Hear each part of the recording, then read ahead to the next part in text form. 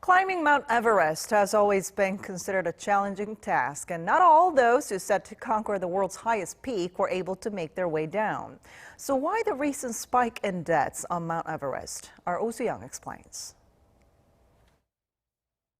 An Indian mountaineer was forced to turn back just before reaching the summit of Mount Everest, not due to the weather or difficulty of the climb, but due to the massive queues of climbers on the mountain. But by turning back, he might have just saved his life.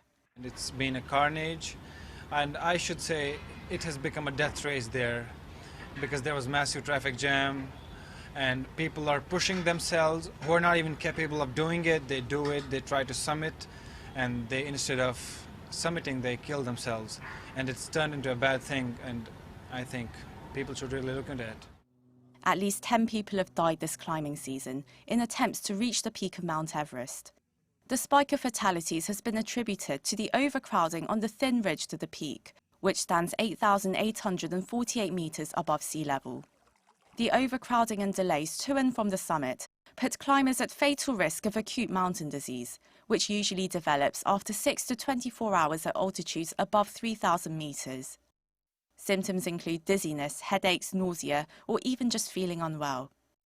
If untreated or without rapid descent, this could lead to more severe conditions such as high-altitude cerebral edema and high-altitude pulmonary edema. Nepalese authorities permitted a record 381 climbers to scale the summit from their side this season. 130 climbers were also allowed to scale the mountain from Tibet. Climbers have said wait times around Hillary Step, where they must form a single line, were around 2 to 3 hours due to overcrowding.